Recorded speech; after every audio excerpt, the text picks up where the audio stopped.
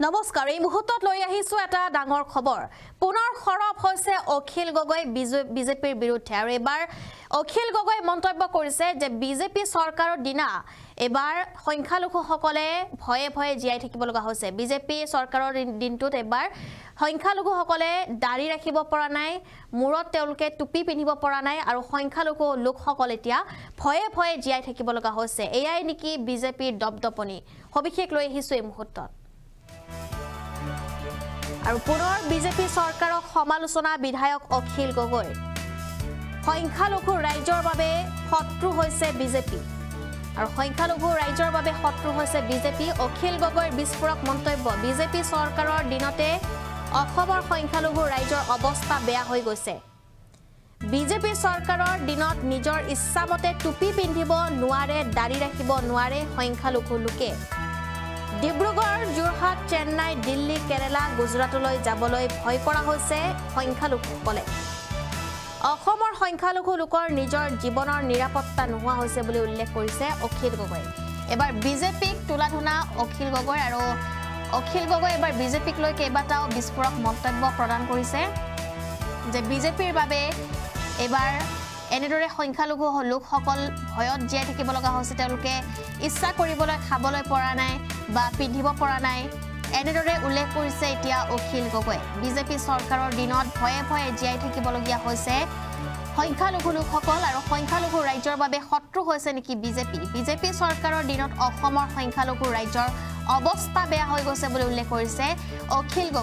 অখিল গগৈৰ বিস্ফোৰক মন্তব্য যে ডিব্ৰুগড় যোৰহাট চেন্নাই দিল্লী কেৰালা গুজৰাটলৈ যাবলৈ ভয় কৰা হৈছে সংখ্যালঘু লোকসকল যেটো চেন্নাই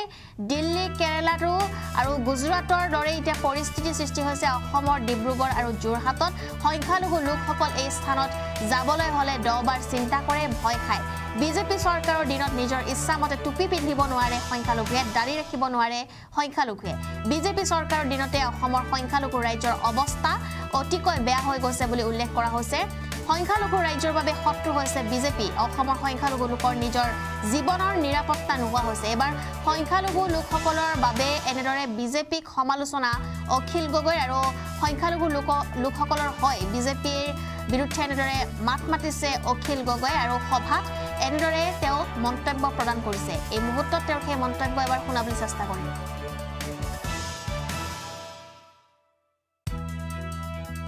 নিজৰ ড্ৰেছ পিন্ধিব নোৱাৰে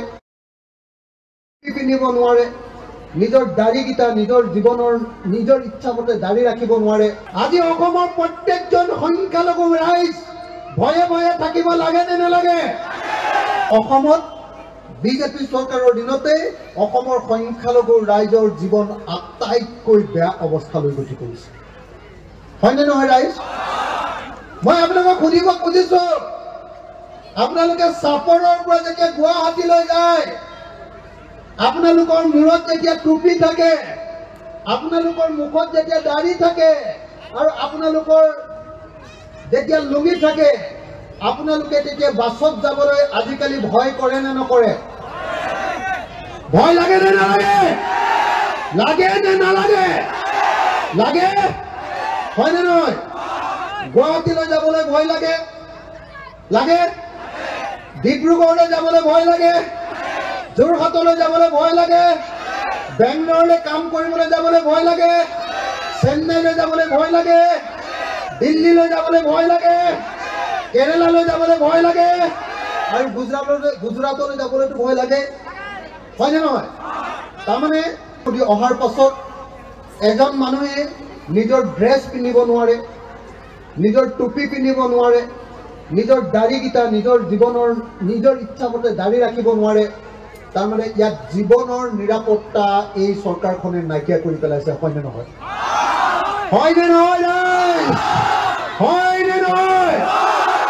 আজি অসমৰ প্ৰত্যেকজন সংখ্যালঘু ৰাইজ ভয়ে ভয়ে থাকিব লাগে নে নালাগে অসমৰ প্ৰত্যেকজন মুছলমান মানুহ এতিয়া ভয়ে ভয়ে থাকিব লাগে নে নালাগে তাৰমানে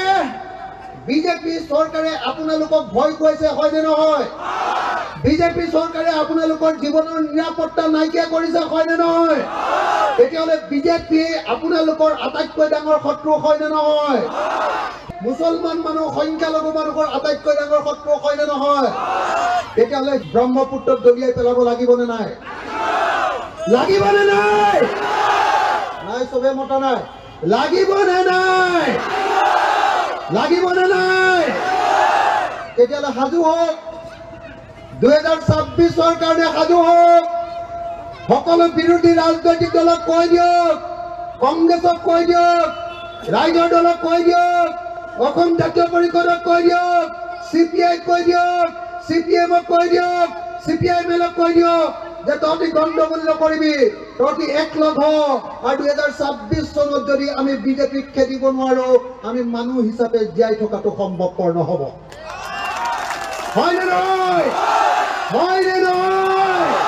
হয় নে